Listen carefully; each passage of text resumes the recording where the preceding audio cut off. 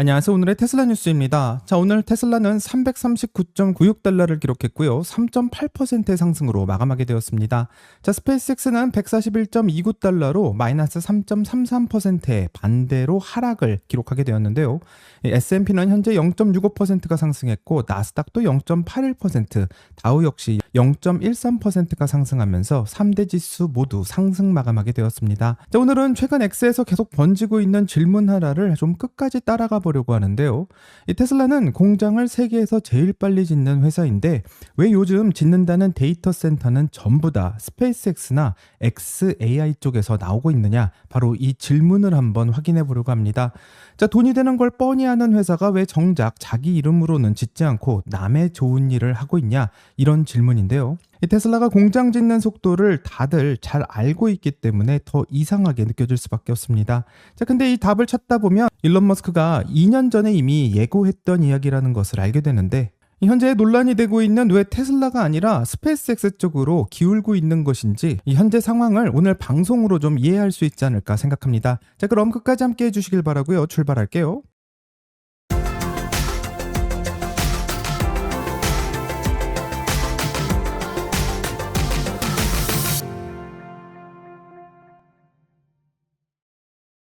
오늘 상황부터 한번 정리해 본다면 7월 소비자 물가 지수는 3.34%로 시장의 예상에 부합하게 되었고, 인플레이션에 대한 우려가 꺾이면서 기술주 전반에 우호적인 분위기가 만들어지고 있습니다.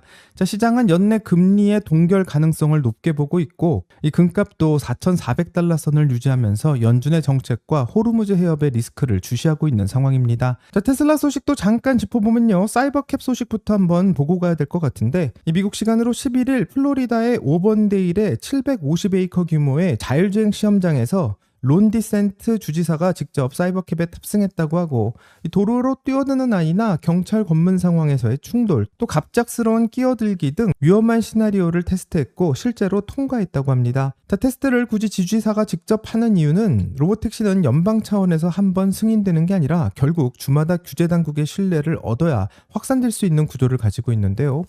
이 문서상 승인보다 정치적 의사결정권자의 직접적인 체험이 훨씬 더 힘이 쓸 수 있고, 이 다른 주지사들에게도 신호를 주는 효과가 있다고 생각합니다. 현재 주지사는 이 경험을 인상적이라고 평가했고 전국 확산을 위한 관문 하나를 넘은 셈이 아닌가 생각해 볼 수 있는데, 이 테슬라의 또 다른 좋은 뉴스는 유럽에서도 나오고 있고요. 이 스웨덴 금속노조인 IF 메탈이 2023년 10월부터 무려 3년 가까이 이어져 왔던 테슬라의 파업을 공식적으로 종료했습니다. 자, 시작은 서비스 센터의 근무자들의 집단 협약의 요구였고, 테슬라가 이를 거부하면서 우편 배달원과 항만 노동자, 전기 기술자까지 연대 파업으로 번졌었던 사안인데, 이 노조가 유독 강한 스웨덴에서 그것도 3년이나 버텼던 매우 상징적인 싸움이라 할 수 있습니다. 자, 그런데 노조는 성명을 발표했고 더 이상 효과가 없다며 테슬라가 파업 조직원 전원을 매수했다라고 밝히고 있는데요. 이 노조의 성명이 진실인지 아닌지는 알 수 없지만 놀랍게도 테슬라의 강경 대응이 3년 만에 이겼다라는 것을 볼 수 있습니다. 자, 로보택시는 주정부의 신뢰를 얻었고 유럽 최대의 노동 리스크는 정리가 되고 있는 상황인데, 이 둘 다 테슬라가 스스로 밀어붙여서 얻어낸 성과라고 할 수 있는데, 이 현재 테슬라는 꽤 잘하고 있지 않나 생각해 볼 수 있습니다. 하지만 좀 뜨거운 논쟁은 좀 다른 데 있는데요. 로보택시와 노조 문제처럼 테슬라 안에서 벌어지고 있는 일들은 하나씩 정리가 되고 있지만, 이 정작 회사 밖에서 스페이스X 쪽으로 눈을 좀 보게 되면 이야기가 좀 복잡해질 수 있습니다.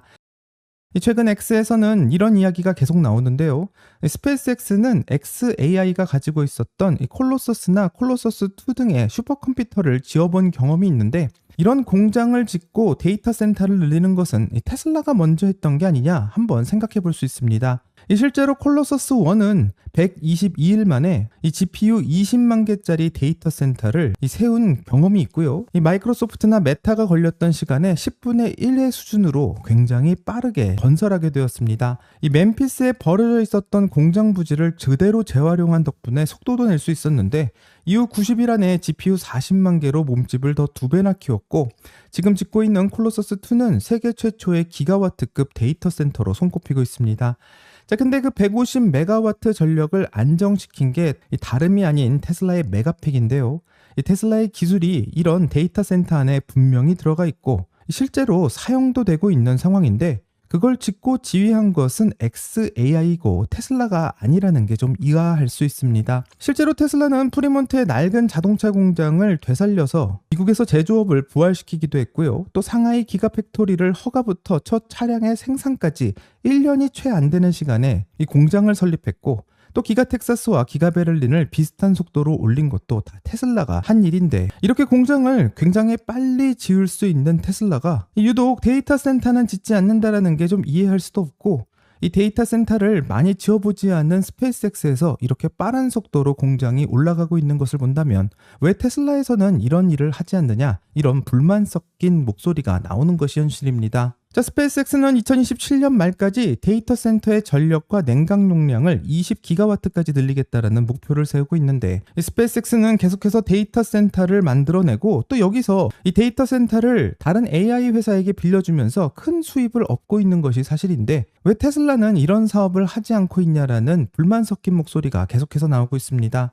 이 테슬라 주주 입장에서는 공장을 세계에서 제일 빨리 지을 수 있는 회사가 테슬라인데, 이 정작 데이터 센터는 테슬라 이름으로 나오지 않고 있다라는 게 좀 이상할 수 있고요. 이 테슬라 이름으로 스페이스X처럼 데이터 센터를 만들어서 수익을 낼 수 있다면 참 좋을 것 같은데, 이런 것을 하지 않는 것을 본다면 현재 일론 머스크가 주가를 일부러 누르고 있는 게 아니냐, 이런 의심도의 목소리도 나오는 것이 사실입니다. 하지만 이 질문에 대한 답은 사실 2년 전에 이미 나와 있었는데요. 어떤 답이 나와 있었는지 지금부터 한번 확인해 보겠습니다.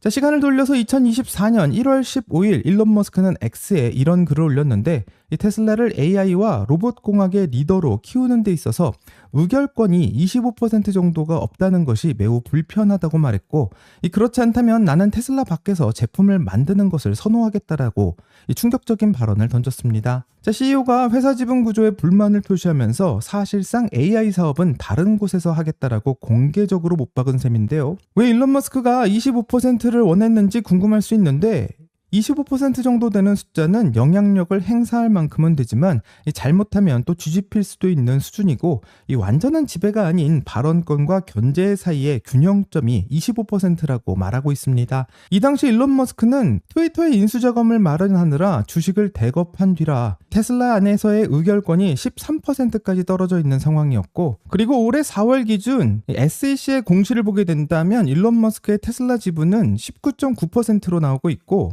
델러웨어 대법원이 2018년 보상안을 무효화했던 하급심의 판결을 뒤집고 원상복구시키면서 만들어진 지분입니다. 자, 2025년에 새로 통과된 새 보상안은 최대 4억 2,374만 주의 규모인데, 아직 일론 머스크의 지분에는 잡혀있지는 않은 상황이고요. 실제로 이 물량이 전부 실현되고 의결권이 넘어온다면 일론 머스크의 지분율은 26%까지 올라갈 수 있습니다. 2024년 1월 본인이 AI를 이끌려면 25%의 의결권이 필요하다고 했던 바로 그 기준을 넘어서는 숫자가 됩니다. 하지만 새 보상안이 시가총액을 달성하고 또 마일스톤을 다 채우려면 몇 년이 걸릴지도 모르는 상황이고, 현재 테슬라의 보통주는 한 주에 한 표, 그야말로 주주 민주주의 구조를 채택하고 있는 상황인데, 현재 테슬라가 가지고 있는 주주 민주주의 구조가 어쩌면 현 상황에서는 맞지 않는다라는 생각이 들 수도 있습니다. 예를 들어보면 작년 11월 6일 테슬라는 주주들에게 xAI에 투자를 놓고 표결하게 될 거라고 미리 예고했고요. 이 두 달 뒤 실제 표결이 진행되었습니다. 자, 일론 머스크의 xAI 기업에 대한 투자 안건에 약 50억 달러 규모의 승인을 해달라라는 안건이 올라왔었는데, 찬성이 10.6억 표, 기권이 4.73억 표로 찬성이 훨씬 더 많았기 때문에 통과가 될 거라고 생각했지만, 테슬라의 정관상 기권을 한 사람의 경우 반대로 계산하는 바람에 부결 처리된 적이 있습니다. 자, 이렇게 안건을 주주 표결에 붙인 이유는 일론 머스크처럼 회사를 사실상 지배하는 주주가 이해관계가 걸린 거래를 진행할 때는 나중에 소송에서 불리해지지 않으려면 독립적인 주주의 승인을 미리 받아두는 게 안전하다는 게 일반적인 기업의 지배구조의 관행일 수 있는데요.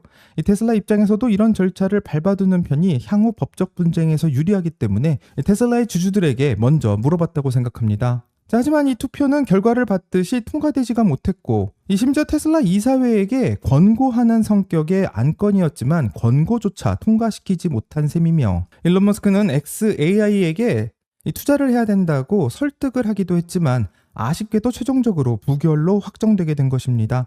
흥미로운 건 주주총회에서 일론 머스크의 최대 1 트릴리언 달러의 규모의 보상하는 찬성이 75%가 넘은 압도적인 지지로 통과되었었는데요. 정리하면 회사의 미래 성장에 대한 낙관은 분명하지만 이 테슬라의 돈을 특히 일론 머스크의 다른 회사에 넣는 것만큼은 안 된다라고 주주들이 말하고 있고, 테슬라가 xAI에 투자를 해서 AI를 키우는 것은 테슬라의 주주들이 반대한다라는 것을 확실히 보여주는 장면이라고 생각합니다. 어쩌면 이 상황이 일론 머스크가 걱정했었던 바로 그 장면, 테슬라의 표결 구조가 일론 머스크가 결정한 것을 막아선 상황이 되는 거라 생각하고요. 놀랍게도 투표에서는 졌지만 이야기는 여기서 끝나지 않고 표결 결과가 나온 직후 일론 머스크는 그대로 물러나지 않고 다른 결정을 했습니다. 자, 그럼 어떤 결정을 했는지 한번 살펴보겠습니다. 테슬라 이사회는 자체 재량으로 xAI의 시리즈 E 펀딩에 투자 금액 20억 달러를 넣었습니다. 자, 주주총회를 다시 거칠 필요가 없는 규모였고, xAI는 이 라운드에서 기업 가치를 2,300억 달러로 평가됐습니다. 자, 그리고 2주 뒤인 2월 2일 이 스페이스X가 xAI를 통째로 인수하는 결정이 나오게 되는데요. 이 스페이스X 8천억 달러, xAI 2,300억 달러를 더해 합산 기업의 가치는 1조 2,500억 달러로 평가되었습니다. 자, 테슬라의 주주들은 반대했지만 테슬라 이사회가 자체 재량으로 넣었던 20억 달러가 이제 스페이스X의 지분으로 바뀌게 되었고, 이 테슬라 주주들은 반대했지만 결국 투자가 이루어진 셈인데요. 일렉트랙은 이 사태를 솔라시티와 트위터에 이은 일론 머스크의 셀프딜이라고 부르며 2016년 적자 상태였던 솔라시티를 테슬라가 인수했던 것, 또 일론 머스크가 트위터를 인수했던 것까지 거론하면서 일론 머스크가 통제하는 회사들 사이로 자산과 가치를 옮기는 결정을 했고, 위험을 감수하고 있는 것은 테슬라 주주들이라는 이 지적을 일렉트랙에서 하게 되었습니다.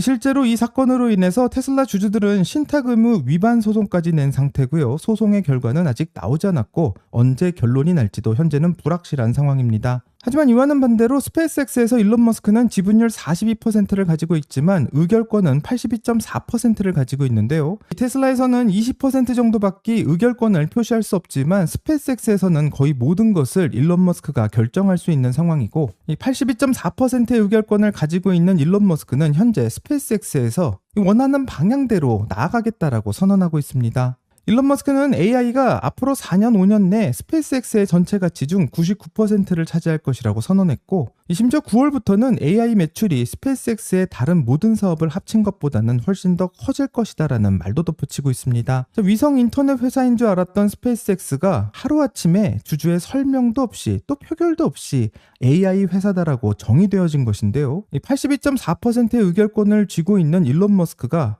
이제부터 AI 회사라고 선언하니까 AI 회사가 된 것이라 생각합니다. 만약 테슬라에서 이런 선언을 했다면 이 방향을 전환하겠다라는 주주를 설득하는 데만 몇 달치의 소통이 필요했을 거라 생각하고요. 또 반대하는 주주들이 많았다고 생각한다면 결국 AI 회사로 전환되는 것은 없었을 수도 있습니다. 자, 중요한 건 이런 의결권 구조가 일론 머스크가 왜 스페이스X 쪽으로 AI의 주도권을 옮기고 있는지 설명하는 단초가 되는데요. 일론 머스크는 현재 AI의 상황을 전쟁 상황이라고 표현하고 있고, 이 전쟁에서 결정권자는 사령관 한 명만 있는 상황인데, 이 참모들이 아이디어 정도를 낼 수는 있어도 실행은 사령관의 판단으로 상당히 일사불란하게 움직여야만 합니다. 그 판단이 맞았는지 틀렸는지는 나중의 문제인데요. 이 초단위로 결정해야 되는 상황이 많고 평시에는 여러 사람의 합의를 거치는 게 최선일 수 있지만 전시에는 그 상황이 다른데, 이 적이 어디로 움직였는지 확인하는 순간 즉시 작전을 낼 수 있는 사람이 필요하고, 그 결정을 되돌리느라 시간을 쓰는 조직은 전장에서 불리해질 수밖에 없기 때문에 한 명의 결정권자에게 의지하는 결정을 내리곤 합니다. 어쩌면 테슬라가 현재 주주 민주주의를 가지고 있는 상황에서 필요한 속도의 결정을 내릴 수 없다라고 판단한 게 아닌가 싶고요. 그래서 일론 머스크는 현재 지휘권이 82.4%가 가지고 있는 스페이스X 쪽으로 그 무게중심을 옮기고 있다고 생각하고, 이제 스페이스X가 99% AI 회사다라고 선언하고 있는 것도 일론이 지금 하려는 그 전쟁에서 어디가 목표인지를 말하고 있는데요.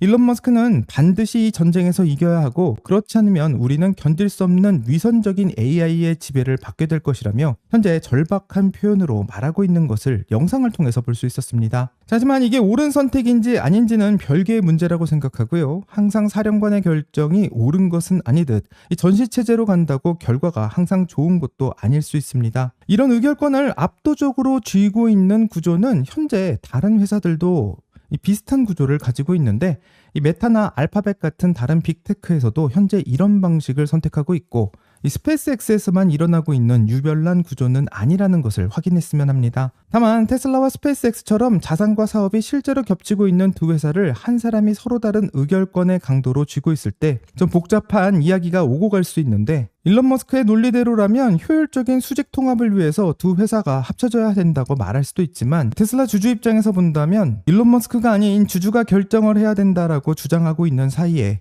이 외부에서 모든 결정이 이미 이루어지고 벌써 진행되고 있는 것을 보고 있는 상황입니다. 자, 오늘의 테슬라 뉴스의 구독자 여러분들은 이런 일론 머스크의 결정을 어떻게 생각하시는지 궁금하고요. 댓글을 남겨주신다면 같이 더 이야기를 나눠보도록 하겠습니다. 여기까지가 오늘의 테슬라 뉴스고요. 오늘 영상이 도움이 되셨다면 구독과 좋아요 그리고 알림 설정 부탁드립니다. 오늘 좋은 하루 되시고요. 오늘의 테슬라 뉴스는 내일 또 새로운 소식으로 다시 찾아오겠습니다. 감사합니다.